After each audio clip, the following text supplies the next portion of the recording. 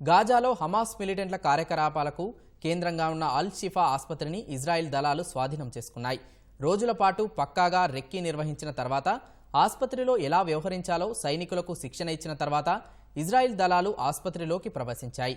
యుద్ధ ట్యాంకులు, సైనికులు ఆసుపత్రిలోకి ప్రవేశించారని ఇజ్రాయెల్ స్పష్టం చేసింది. మరోవైపు అల్ షిఫా ఆసుపత్రి కింద హమాస్ కమాండ్ సెంటర్ ఉందని అమెరికా తొలిసారి సంచలన ప్రకటన చేసింది. అగ్రరాజ్య నిఘా వర్గాలు ఈ సమాచారాన్ని అందించాయని తెలిపింది. అయితే ఇజ్రాయెల్కు గాజాను శ్మశానంగా మార్చేందుకు అమెరికా అనుమతి ఇచ్చిందని హమాస్ తీవ్ర విమర్శలు గుప్పించింది. హమాస్ మిలిటెంట్లను వెంటాడుతున్న ఇజ్రాయెల్ రక్షణ దళాలు గాజాలో హమాస్ కమాండ్ సెంటర్గా భావిస్తున్న అల్ షిఫా ఆసుపత్రిలోకి ఇజ్రాయెల్ దళాలు ప్రవేశించాయి. యుద్ధ ట్యాంకులు, సుశిక్షితులైన సైనికులతో ఇజ్రాయెల్ బలగాలు ఆసుపత్రి అత్యవసర విభాగంలోకి దూసుకెళ్లాయి. మరుభూమిగా మారిన అల్ షిఫాను హమాస్ మిలిటెంట్ల చెర నుంచి విముక్తి చేసే లక్ష్యంతో ఆసుపత్రిలోకి ప్రవేశించినట్లు ఇజ్రాయెల్ తెలిపింది.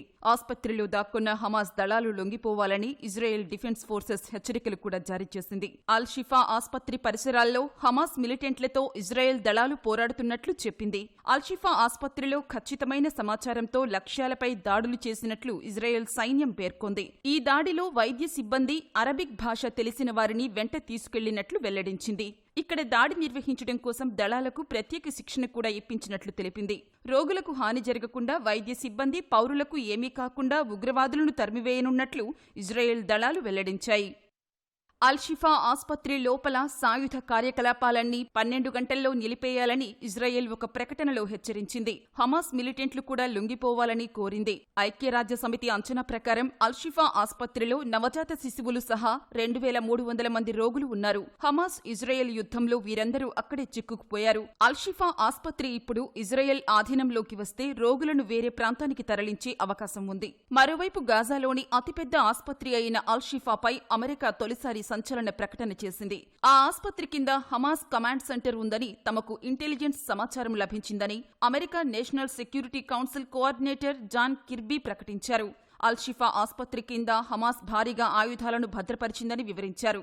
ఆ ఆసుపత్రిలోకి ప్రవేశించిన తర్వాత తొలిసారి అమెరికా నుంచి ఇజ్రాయెల్ దళాలకు మద్దతు లభించింది. హమాస్, ఇస్లామిక్ జిహాద్ సంస్థలు గాజాలోని ఆసుపత్రుల కింద సొరంగాలను సైనిక కార్యకలాపాలకు, బందీలను దాచేందుకు వాడుతున్నట్లు నిఘా సమాచారం ఆధారంగానే గుర్తించామని అమెరికా తెలిపింది.